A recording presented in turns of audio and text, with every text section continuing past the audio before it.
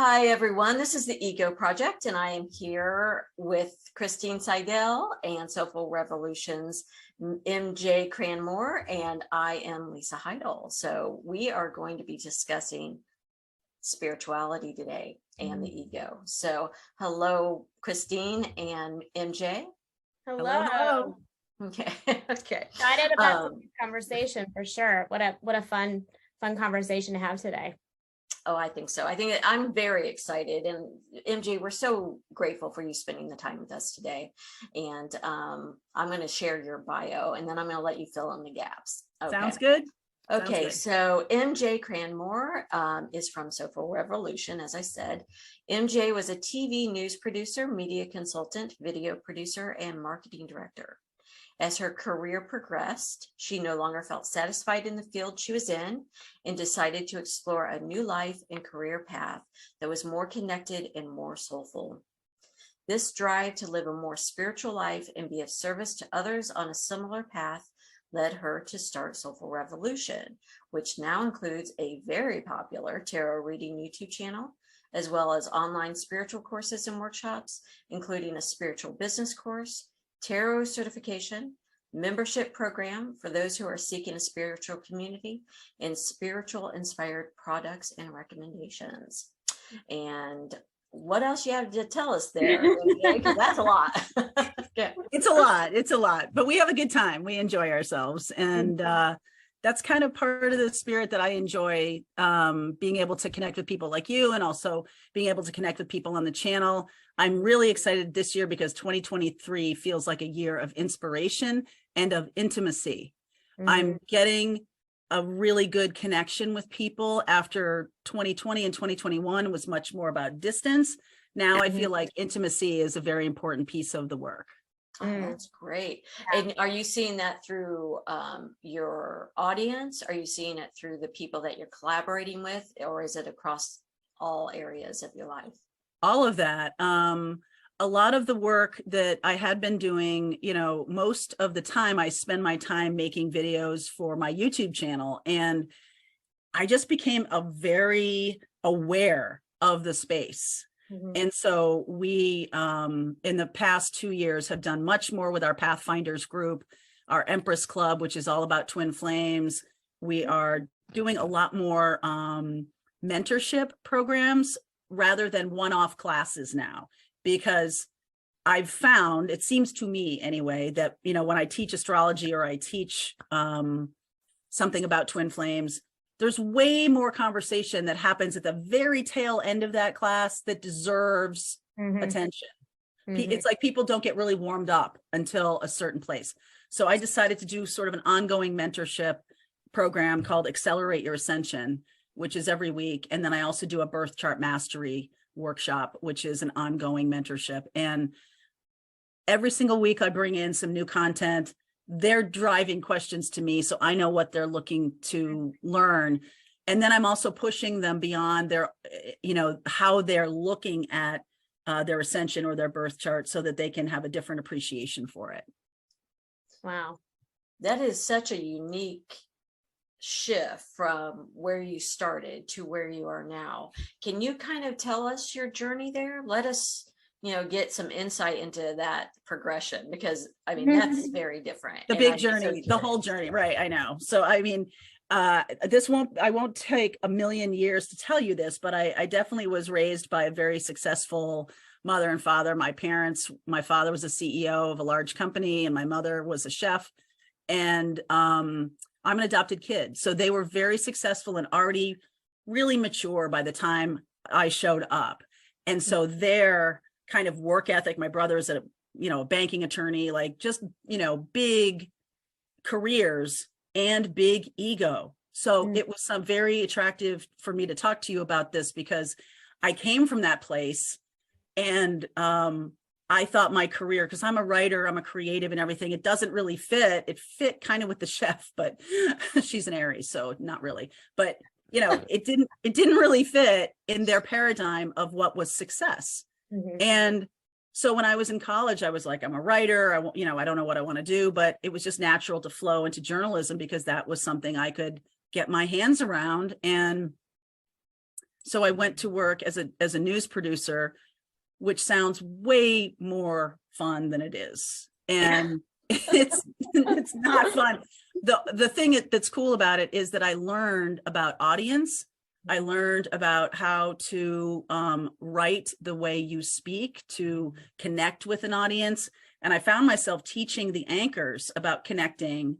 But what I learned was through that trajectory of being in the news business, I didn't realize I wasn't really getting any traction. I wasn't really able to grow because I was supposed to be in front of the camera and not behind the camera. Mm-hmm. And I only learned that through my own astrological studies about understanding my life path and my life mission and my purpose through North Node and through some other things. So working in television, I left the news business, but I still stuck around in television because you're used to it, right? You know, I used to make TV shows for Nesson in Boston and TV shows for local markets and things like that. And then, and teaching businesses about how to communicate on camera, because you might be surprised to know that not everybody likes to be on camera. And it was a shock to me because I just was like, what are you talking about? Like, don't you want to be seen? And no, they don't. So it was really, I don't want to convince you to have to be on camera. I don't want to. Now this is like 10 years ago. So now it's a little more ubiquitous. We're used to Zoom. We're used to all this. But when I was trying to do it, it was like a forerunner to what's going on now. So I got burned out. And I went on a retreat, a meditation retreat. I went and I did more spiritual work on myself. And I was like, why do you have to go back? Like, this is where I want to be. This is the quadrant of the universe that I want to spend my time in. And I want to ground it in my everyday experience. I want to be able to create something that will support me so that I can continue to help people. That's the point of doing this, is that I am just the messenger. Like, I am a Gemini North Node, Gemini Moon. I am the one who comes on stage in Shakespeare and says, hey, I have a message from the king. Like, that's my job. And when I do that, I feel like I have a lot of spirituals just even telling you about this.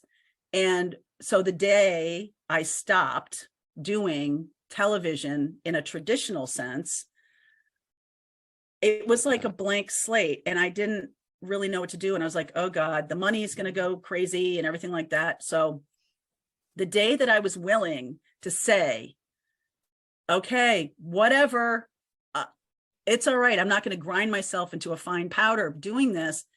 And I got okay. I like performed radical acceptance on where I was. I was like, okay, the money's going away. The business, I can't do it one more day. I cannot talk to one more client about this. I can't.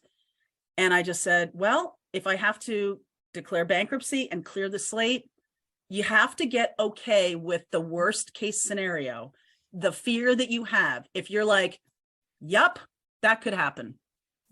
Then what happens is it opens up a world of possibilities. Yeah, you can actually see them at that point. Yeah, you can actually see it because you're not so running scared away from the thing you're most frightened about. Yeah. So I went to an attorney, a female attorney, and she wasn't emotional with me like my brother would be, because he was, he would have been like, oh my God. So she just said, okay, I'm taking all of this away from you. She said, you have enough money to live through the rest of this year. I want you to do this and this and this. And I walked out of there so light. And I will never forget it. It's one of those experiences that you have when you're like with the group of friends that you most love, or you're at a concert that's really just bringing you out of yourself. That moment, they had just tarred the parking lot. It was July. And I remember the smell of it. I remember the brightness of the sky. The colors of the trees were so much brighter. And I was like, this is a peak experience. This is what it means to be in 5D. And I didn't know those words at that time. I didn't know what I was talking about at that time. But I was like, wow, I just felt present and clear. And so that lasted for a couple months. And I just went home and started playing around. I have all the stuff because, you know, I work in TV and I have all the, you know, I know how to put it together. Right. And so I've been reading tarot since 1997. I'm like, that seems like fun. And I had one last project in Dallas, and I was coming home from Dallas, one last video project, and I was zooming around YouTube. Someone sent me an article about how tarot was so popular on YouTube. And I was like, I don't even know how that would work. And so I started zooming around on YouTube, and I found a couple people and I watched them. I spent a couple $100 watching them because I was giving them, you know, I was paying for their products, paying for their extendeds and everything. And I was like, yeah, that makes sense to me. I want to try that. And so I came home and I made videos, and my first videos are still on the channel. I did not delete them. Go ahead for you. Yeah.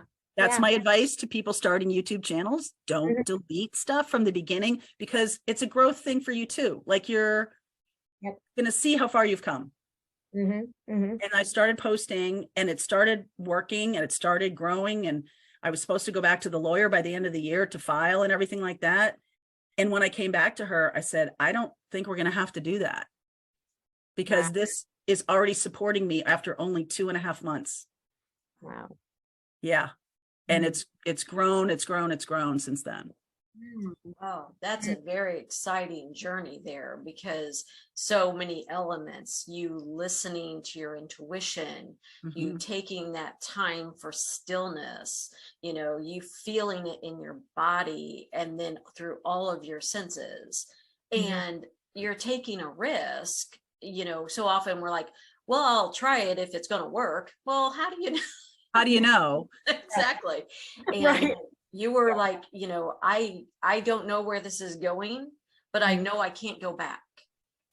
And I know I feel good doing it. And I know that when I feel good, I attract opportunities. I've known that about myself since I was little. And if I feel good and sparkly, then stuff shows up for me. And so you have to, and even in the middle of this kind of work and other kinds of work that are spiritual, I don't want to give anybody the impression that it's all fairy dust and unicorns all the time. I don't want people to be like, oh, how come it's hard for me? And how come, because everybody's journey is unique. Everybody's experience is unique. And I think that's one of the things that, like, in the spiritual business class, I have a lot of people saying, how do I know it's going to work?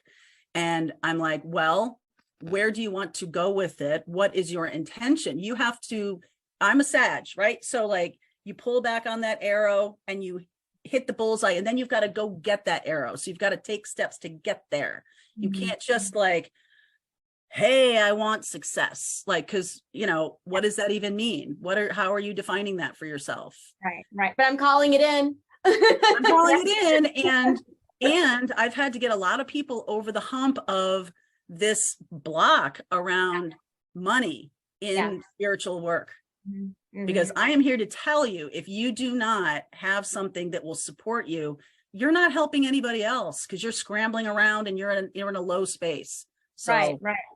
I like that you said that you're in a low space, because I think that really corresponds with when you were talking about radical acceptance, you know, that ruminating before you have radical acceptance. I mean, you're really just hovering in these lower vibrations, you know, what if, and just all you can do is just see the fears in front of you. But that moment where you just accept, right? Yes. Like all of a sudden you've already moved up a vibration.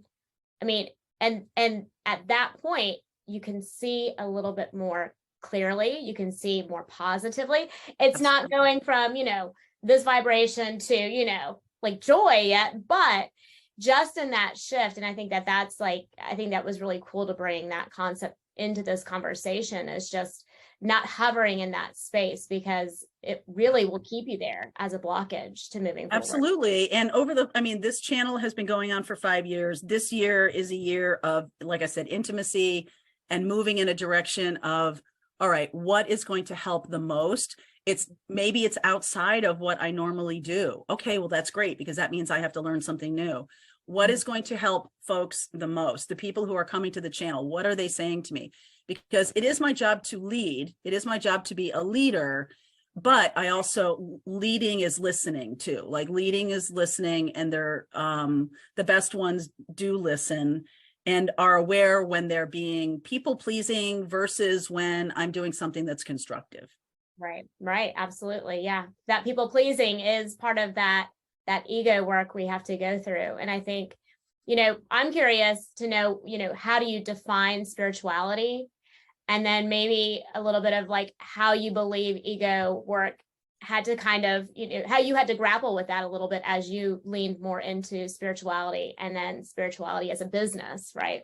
It's tough because spirituality as a business can hook your ego quite a bit. And I've had some experiences here in the last year, so I'll explain that. But, my definition of spirituality is really your awareness and practice of your constant connection to spirit.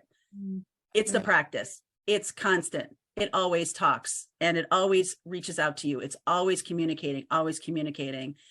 And that's the one thing that I feel like if I can just make that little connection for people, if they can learn to hear their intuitive voice when they're peaceful and calm, when everything's cool, then when everything hits the fan, they know what it sounds like and they're not lost. That's true spirituality, because the voice is quiet, non-judgmental. It's always nurturing. It's always supportive.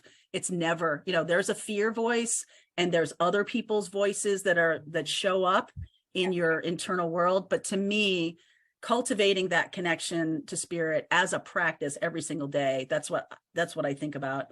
And I forgot your second question. and just about like how, ego,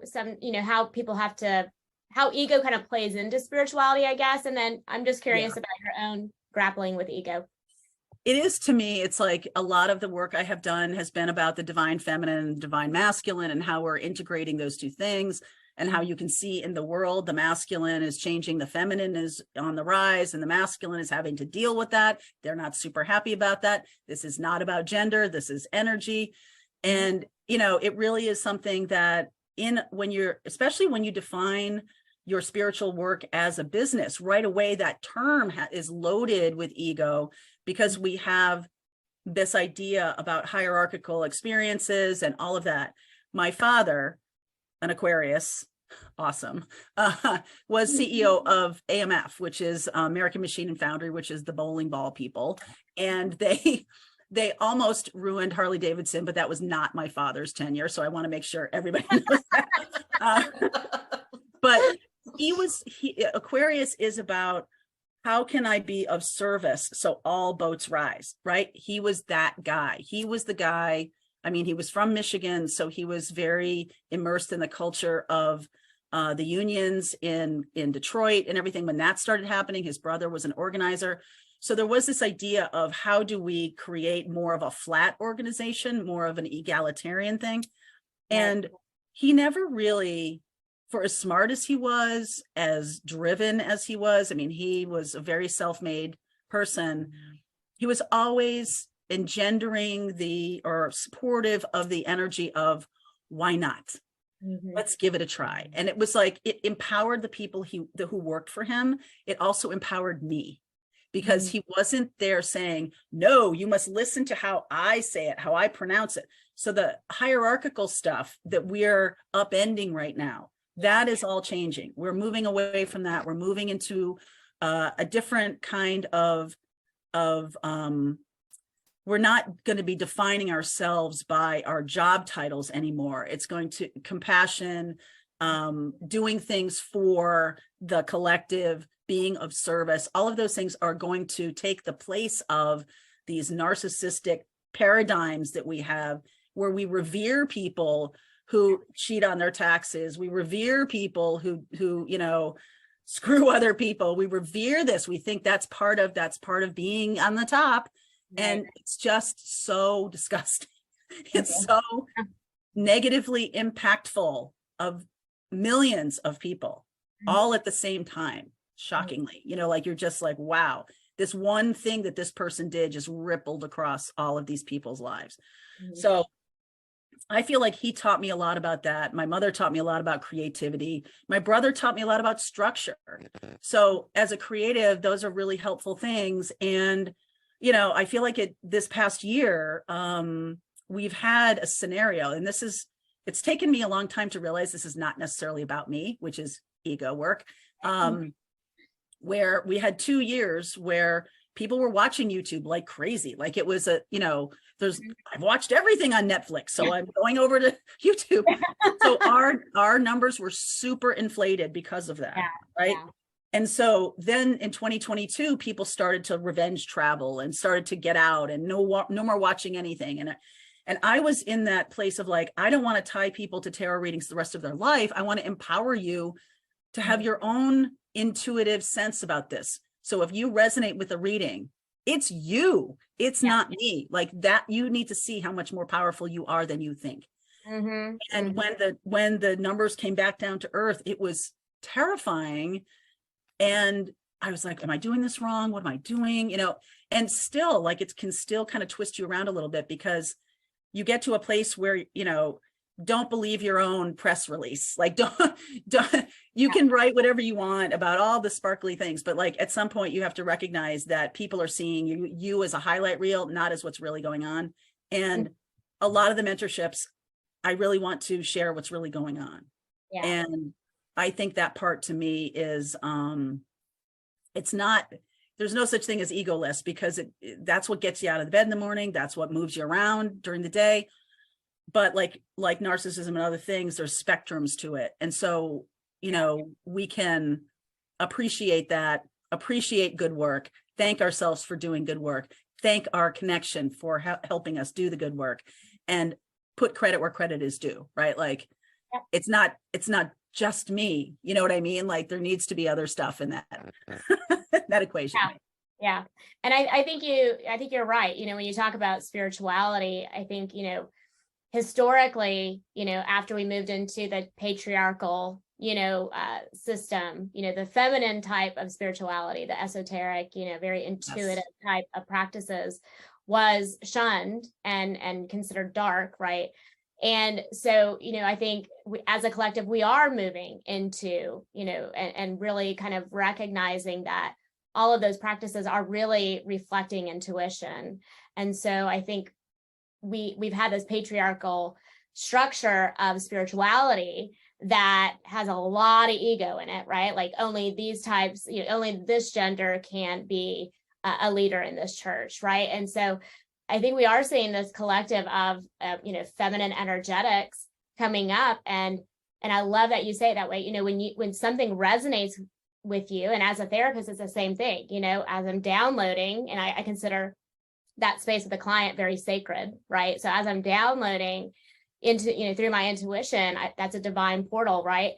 If it resonates, it's because you're using yours, I'm just the vehicle. So I see as a collective a shifting into that space, and yet also, hoping and praying and that we don't take that space and turn it into, but only we can be the ones that provide this type of service to you. So I appreciate you bringing in, the feminine and talking about ego, because I think that we are in this very intuitive shift.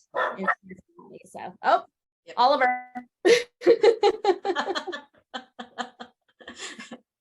I think that was just agreeing with everything that was just said. Yeah. We concur. Charlie, that's Charlie. Oh my God. Okay. Oh no, that's Oliver. Okay. Okay. Oh God. It's Instacart. Okay, go ahead. Brought to you by Instacart, which may be actually one of our sponsors. So that actually works out very well. Okay. We know we're inserting that there. That's right. I love what you both said, because I think so often there is a sense of othering with people, like those are spiritual people. Right. And then the, other people's ego gets kind of like, oh, they're silly, that type of thing. Or the other way where, well, we're spiritual. So those people in corporate or business, that's them over there. And, I believe, that one, we're all spiritual. This is part of who we are. Dr. Lisa Miller, who wrote The Awakened Brain, is actually doing research on neuroscience of spirituality, and researching that they can actually see this in the brain where people have a spiritual connection, and that people who have a spiritual life, and we want to, differentiate between spirituality and religion. Sometimes they go together, sometimes they're very, separate. And, they're finding these people are more resilient, that they actually are more collaborative, innovative, they have a bit more grit. And so I think when we, marginalize the idea of spirituality, push it to the side and say, well, that's just something that, people do, well, we're completely disconnecting ourselves to the human experience. Yeah, absolutely. Absolutely. And I do think that, the idea of the otherizing of things where, all corporate is bad or spirituality is wacky or, whatever. I mean, I definitely like to bring in, I am all air and fire. I have very little earth in my core birth chart, but that's what I need to bring in, is the balancing of that. And so I do a lot of, on purpose, I do a lot of telling of stories that are showing like real life practical experiences or practical applications of things, and also like how spirituality can be folded into their corporate job or their whatever. Like, you do not have to leave and go to Tibet. Okay. You just don't have to do that. And you also need a lot of flowing robes or anything like that. Like, that's just not necessary. And so many of the people that are on my channel over the last 5 years have all said to me how kind of cordoned off their spirituality has been away from their life. And when they incorporate it, how much different things, learning about energy and learning about dealing with energy vampires and dealing with your own belief systems and being around other people who have really radically different belief systems, which is a good thing because then we can learn from each other. But also there's the climate of a lot of kind of people coming at you, like how to protect yourself and how to keep yourself, because people are going to do what they're going to do. You're not going to be able to, boy in the plastic bubble, you're just not going to be able to do it. And that's not your purpose anyway. Your purpose is to be out in the places where those people who are living in darkness need to see the light. You cannot, this whole idea of an ivory tower and I'm staying away from other people, it's the opposite of what we really need to do. Okay. I have my cousin, one of my cousins who just passed away last year. She was a Carmelite nun, and she took off her, she called it the penguin suit, right? And she went to the South Bronx and handed out condoms to hookers, because she was like, that's where we need to be to help people who are not connected yet or not able to help themselves yet or whatever it is. And if they are able to help themselves, good, I want to be there to support them. Yeah. And so she was doing a lot of this work in like the South Bronx and in different places that were challenging. And she would always get a little blowback from other nun friends who were like, why don't you just stay in the system? And why aren't you doing this? And she's like, where would Jesus be? I'm going to be where he would be. So I loved her for that. I thought that was the most remarkable expression of her love for humanity in a place that really mattered. Oh, thank you for sharing that, because I think that is such a perfect example of, so often people think, well, if I'm have a purpose-driven life or living my mission, that it's going to be on YouTube or doing a podcast. And right now, that's the way the three of us are feeling drawn. But going and handing out condoms is important. That's on the ground work. That is keeping people safe and healthy. And that is as strong of a mission as what anyone else would have, right? Like, absolutely, on a public forum. So Cristine, can you talk a little bit about what you see with clients who maybe come in and, they're like, I feel like I have a purpose, I just don't know what it is, and I feel lost. Can you speak a little bit to that through the therapeutic area? Sure. What I love about these types of clients is because they've been hearing the whispers, right? Like the intuition is whispering to them, so they're getting these little nuggets of like, something's just not it's not working for me. You know, I'm sure MJ, you know, in your business, you know, spiritual business class, it's the same thing. It's kind of like, I'm just no longer available to keep showing back up in this way. And it really is that intuition trying to say, come back to self, come back to source, right? But since we are in this shift of, you know, from this very ego driven, and when we say ego, we're talking about from the secular, not the therapeutic definition of it, you know, having a wounded ego and needing to be superior to others, right? To listening to the whispers of like, but there's more than that. There's more than what I've been told there is. And it's really just the calling back to self. Now we're shifting, but again, we don't know how to shift in a fluid, incremental way, because we're such a consuming, you know, we've been conditioned to just consume and then do.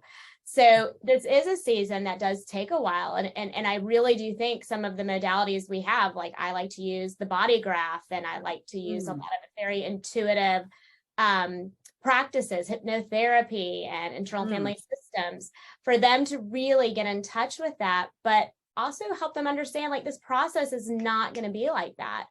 And that we have to really listen before we start making movements. You know, action, you know, we have you know, awareness, acceptance, and then action. Sometimes acceptance and awareness are really a big piece of that process.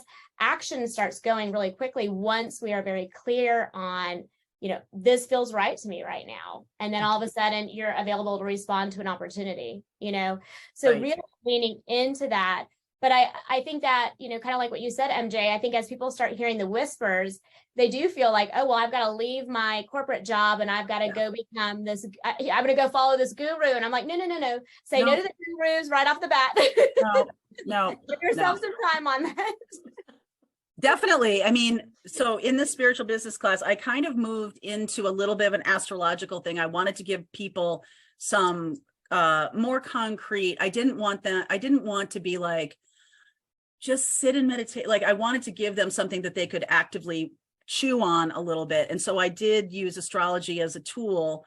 And I have used QHHT, past life regression. I have used soul retrieval and some other modalities within those, you know, these Pathfinder groups and other kinds of things that we're doing.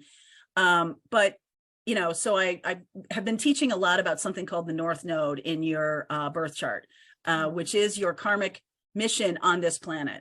And it's sort of like in past life regression, everybody thinks they're Cleopatra. Everybody thinks that they're supposed to be some kind of guru.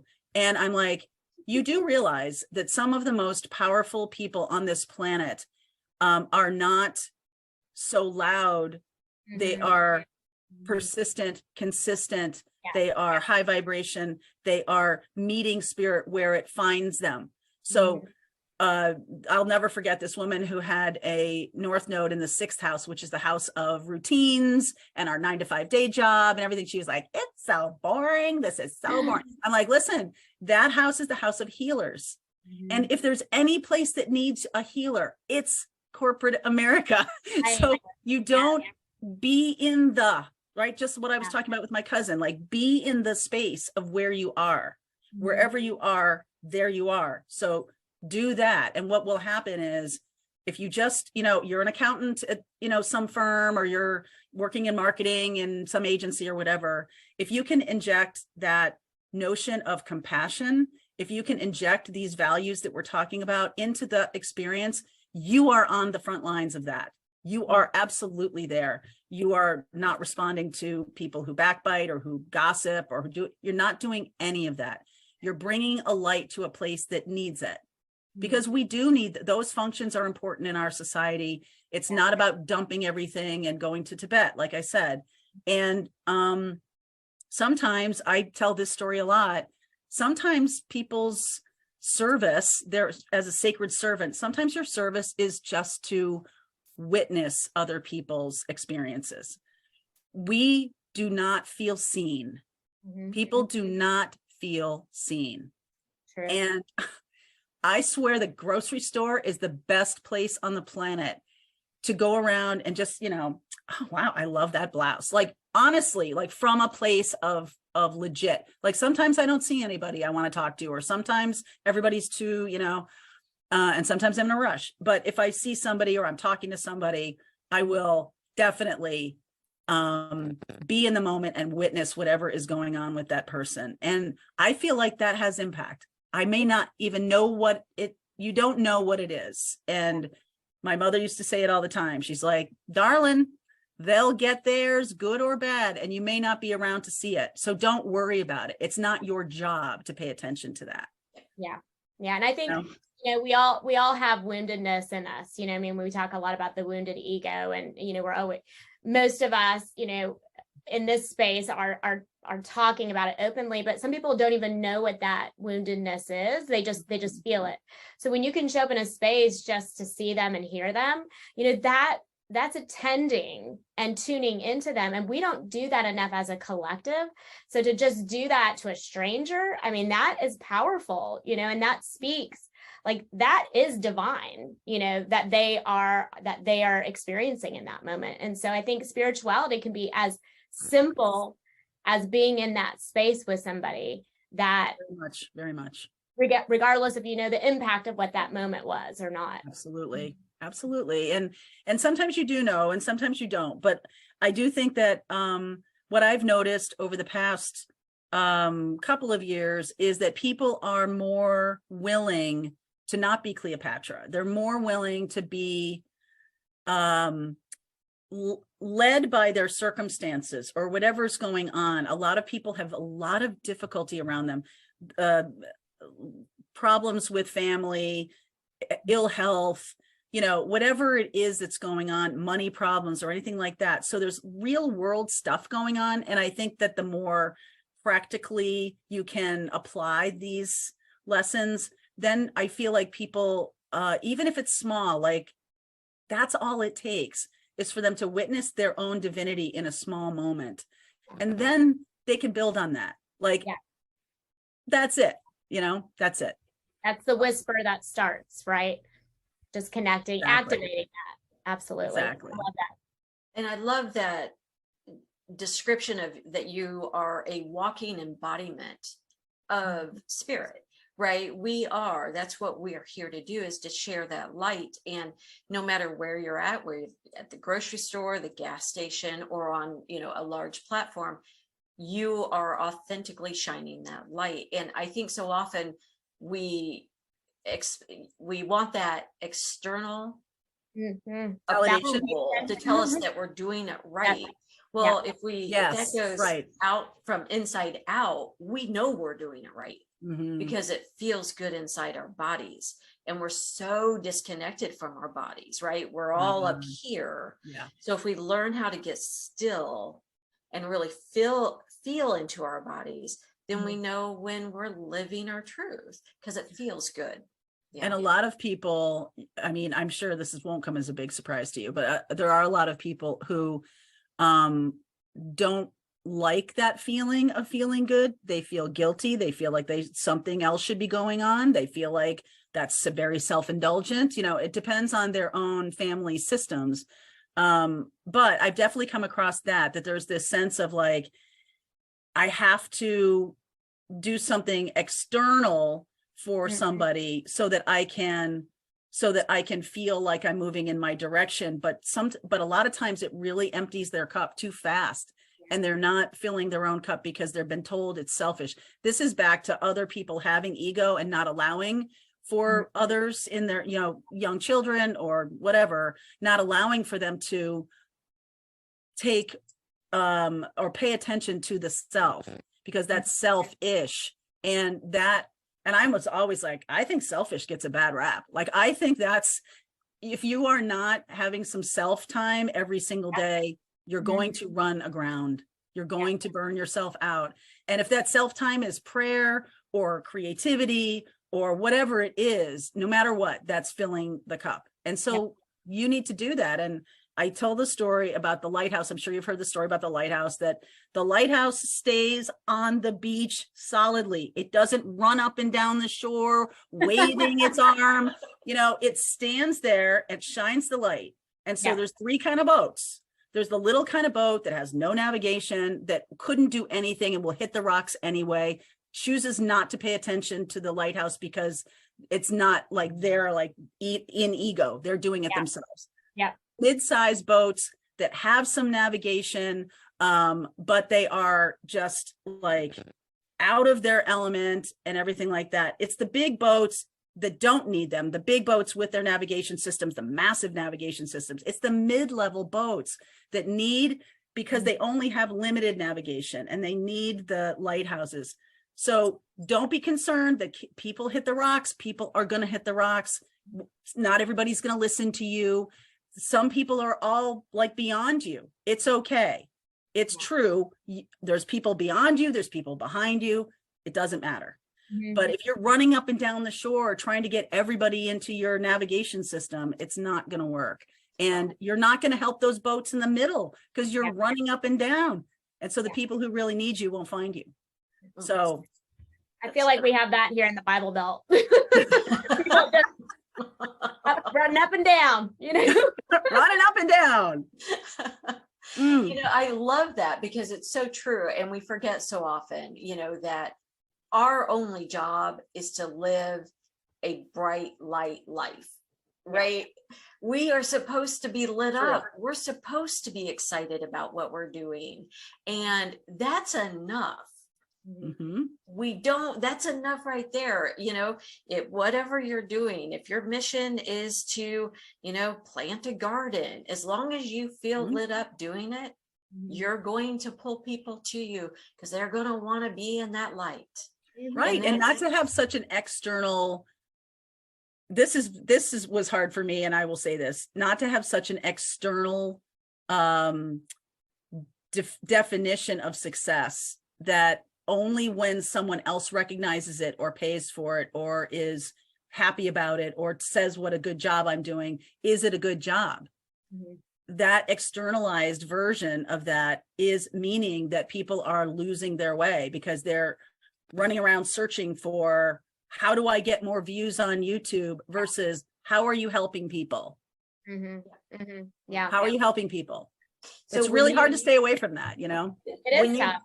Yeah, when you get out of balance, when you find yourself focusing on the likes and the subscribers and the, you know, the positive feedback, when you do get out of balance, how do you right that? How do you right your ship back to that alignment? It's a big challenge, especially because the channel took off so quickly and I wasn't expecting it. I didn't think this was going to be my job. I didn't think I was just having a good time. And all of a sudden it started really to expand and grow. And I got excited and I'm like, I want classes. So I was getting excited. I wasn't dipping into ego until I hit the first challenge. Then I was dipping into ego because when it was fluid and flowing and everything, I was super grateful. I was like, oh my God, this is fantastic. But then when I hit a little bit of a problem, then all the recriminations started happening. Like, it's your fault and you're not doing it right. And you've not read enough about YouTube and you're blowing off the algorithm and you're not, all of these things. And I was like, okay, what would happen if this went away? And it took me a year. And I don't even know if I'm 100% there yet, but it took me a year to say, then I'll do the next thing. And only within the last couple of weeks have I been able to really say that without feeling panic. And, you know, some of the times writing yourself can be that radical acceptance. I really think that's such a strong tool because that's mindfulness. That's being present in the moment. That's saying, yup, I see what's going on. I'm not validating it as good or bad. I'm not judging anything. I'm just saying, this is the circumstances, because you can't pivot. You can't pivot if you're still like running in the car. Like, it's really hard to do that. It's really hard to move the car 3,000 pounds around a corner. If you're really still going in that direction, you're like skidding and everything like that. But when I realized that you could just stop and be like, okay, this is where I am. And my light for 2023 is about inspiration, help people, you know, that's where I need to start. Forget about the algorithm for now, forget about all this other stuff, which is really challenging when you're like comparing yourself to other people, because that's what it is, this mental game of, look at them, they've got 800,000 subscribers and she took my spiritual business class and I'm still stuck at 250. Why did that happen? That happened. Yeah. And I was just like, I really like her, but I hate her. Like, I was really mad. I was mad. And it took me, she knows, I told her, but it like took me a couple weeks to be like, wow, that's really devastatingly bad energy to be so focused on that. And I'm like, she's got her own stuff and she's got her own path and I've got my own path and nothing matters like that. Yeah. So that's been a real challenge, but it will, I hate to say it, but I don't think that ever goes away. I think that these are learning moments. These are teachable moments, or these are learning moments that are at certain milestones or certain points in your life. And if you can stop and say, okay, this is where we are. Now, where do I want to go from here? Then you kind of get excited about where you're going and you stop ruminating about what's going on right now. So accept it, but you don't have to ruminate about it. I love Sorry. Like, I love it. Well, taking what ify, right? If you're going to what if all the way to the end? What if this goes away? What if this takes a new direction? What if, I bring on a partner? What if it all the way to the end? Because if not, you're going to get stuck in that loop, like you said. Right. Is it Marie Forleo has a little thing about like, wouldn't it be cool if, like, I like that she's definitely been a teacher for me in terms of her, she's had she's sent out a lot of stuff recently about a lot of things going on for her, but I like that kind of like, wouldn't it be cool if, because that really gets to my like little inner Sagittarian, like, ooh, wouldn't it be cool if, right? And so that works for me. And, radical acceptance, and then saying, oh, what if this is just a new path? What if this is an opportunity? What if this is something really good? And I'm just looking at it like it's difficult. Yeah. Well, and I think that's a reflection of how wounded ego will circumvent us being able to do that. Because when you were just talking about, about needing to pivot and stuff, it brought up when you were talking about mentoring, at the very beginning of this session, and you were kind of saying, hey, we'll be doing our stuff. And then towards the very end, this thing will come up and we really want to lean into that and learn about it and grow. And when you're in that space, like serving like this with somebody else, I mean, we're just like this vessel, but when it's us, it's like all of a sudden it's like, oh, well, that's not good enough anymore. Well, I need to know, like, no, it's got to be nicely wrapped and tied up, and I'm not available for what else, something other than. It's so embarrassing. It's embarrassing because like I hear myself saying stuff and I know it's for me. Like, I know I'm like, oh, wow. Yeah. Okay. But it's a little tweak, it's a little wink, it's a little nudge. And it's like, okay, I guess I have to work on that. But like, it's practice. It doesn't end. You know what I mean? It's ongoing. It's rolling. The best part about that is you can always make a new choice. You can always make a new decision. You can always say, okay, stop. This isn't working right now. Deep breath. Okay, what do I want to do now? And that was very hard for me. That one day I was telling you about the parking lot and everything was that day when I did that. I was like, okay.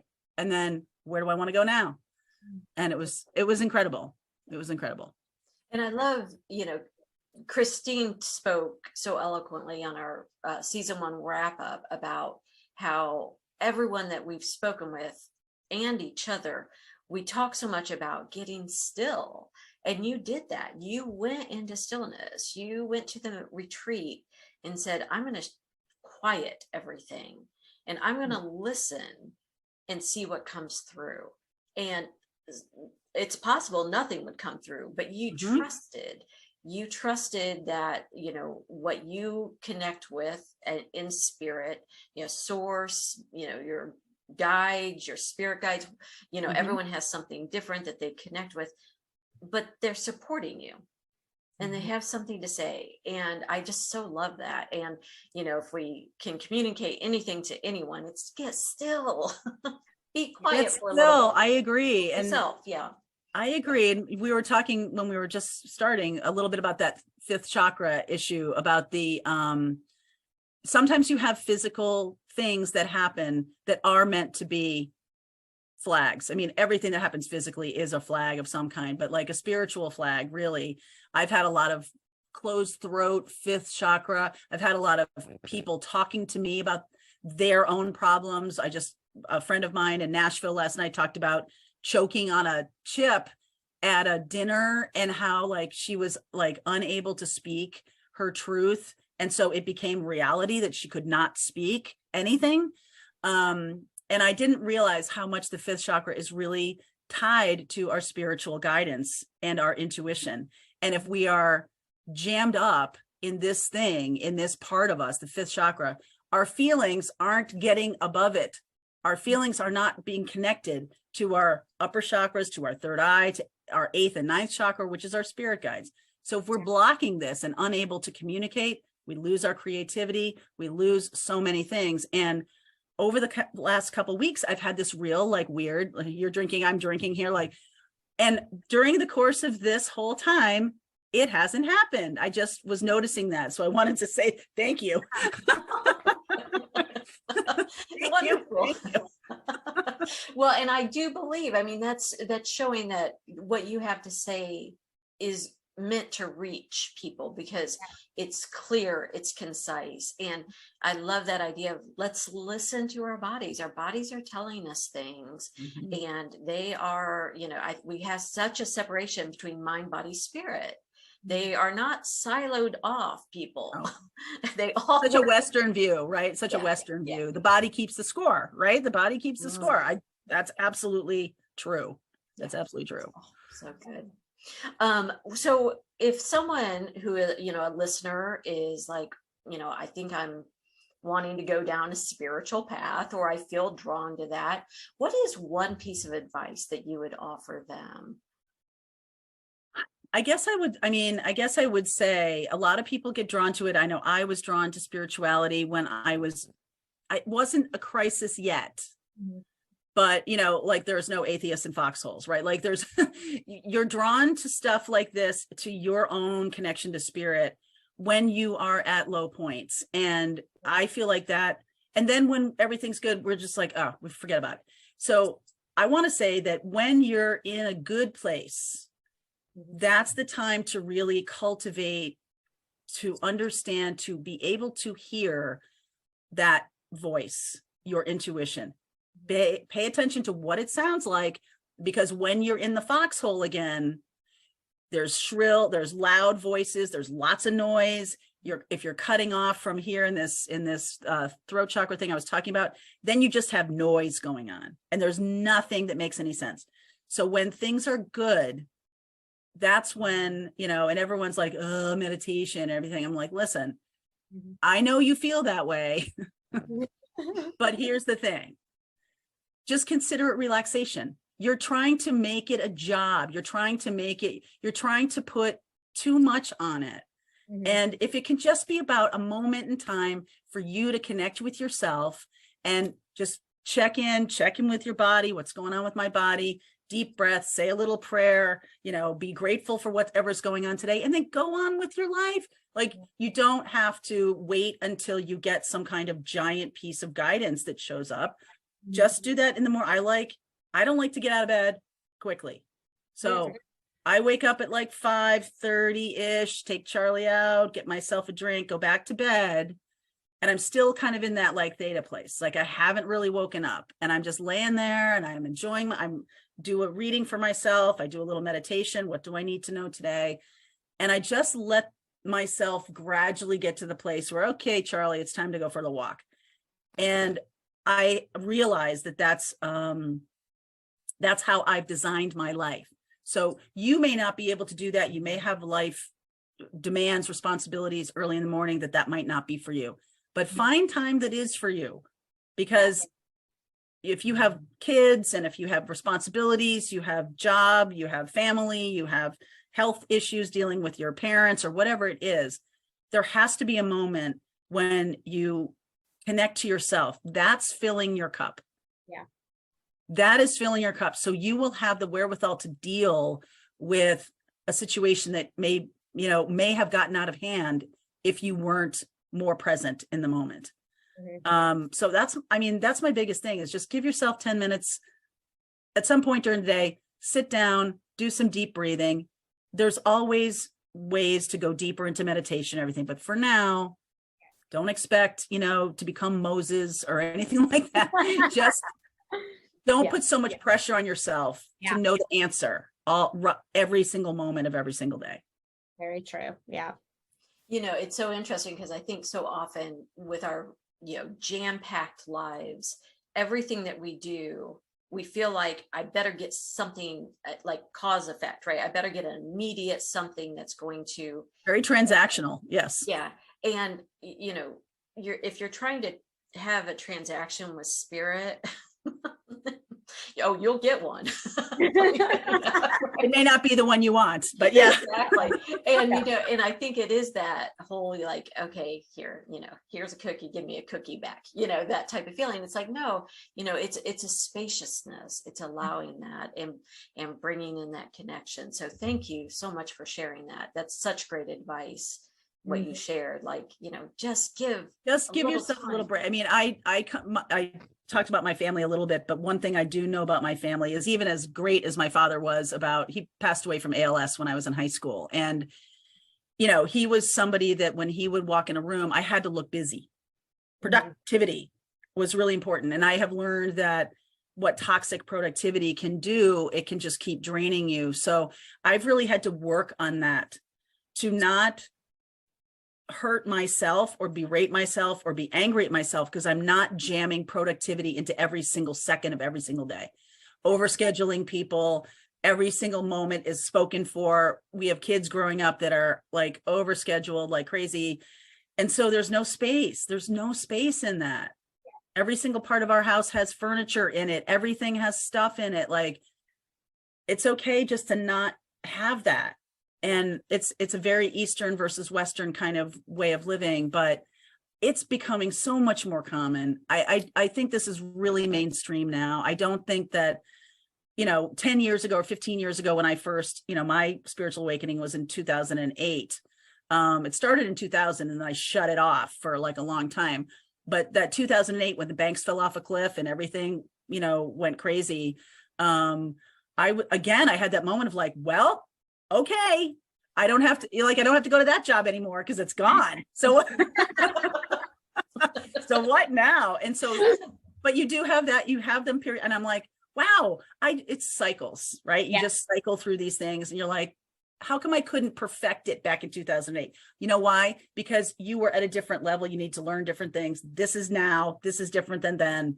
It's okay. Just giving yourself permission to take in whatever needs to be taken in. Yep, exactly. I agree. Yeah. Do you have any questions for MJ, Cristine? Well, because I'm such a human design junkie, I need to know what your type is. I'm a manifester. Manifesting generator. Yes, manifesting. Yes, I knew it. Me too. I'm a manifesting generator. Yes, I am. I love it that you're a human design junkie. I love it. I love it. Yeah, so fun. Yeah. I was like, oh, there's that sustainable energy. I see it. 100%. That and just a wide berth of knowledge and of it, like informing. Yeah, I love it. Yeah. Oh, so good. Okay. Well, I thank you so much, MJ. We're going to put all of your information in our description with your courses, your certification, your workshops, how people can find you on YouTube, how they can get a deck of those amazing tarot cards that she designed with a fellow art. Who's the artist again? The artist is Juliet Gilden. She's in Baltimore. And I just think she's fantastic. A lot of the artwork is very, I'm going to say childlike when I look at it, but I realized that the deck is about inner child work. I didn't even know when we were doing it, but it is. And I was like, oh, wow. I didn't realize it till after it came back from the printer. And I'm like, we're talking about shadow work today. This deck is about inner child. Oh my God. Like, I didn't even realize. Yep, I'm getting this. Oh, you need them. I want them to. And she also has amazing prints of the cards. Right. Oh, right. I really, yeah. And they're so bright. I love the vibrant colors. I love it So too. good. I love Yeah. it too. Juliet's awesome. Juliet is really awesome. So, but once again, everything will be in our description. We would love to have you back, MJ. Thank you for having me today. This was super fun, you guys. It was so great to meet you and talk with you. And I just enjoyed every single second of it. Yeah, I think we definitely have another episode of spiritual business for sure, how to do it ethically and, spiritually. So I'm right there, baby. I'm right there. I would love to explore divine feminine and masculine with you. Yeah. Oh, that would be terrific too. I'm in. Too. Yeah.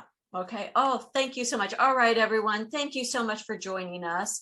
Once again, MJ's information will be in the description, as well as more about Cristine, more about me, and make sure to like and subscribe. We so appreciate it, so we can reach more people, the people who are out there and don't know they need to be listening to MJ, but now they do. Okay. Okay. All right, everyone. We will see you next time. Thank you so much. Bye-bye.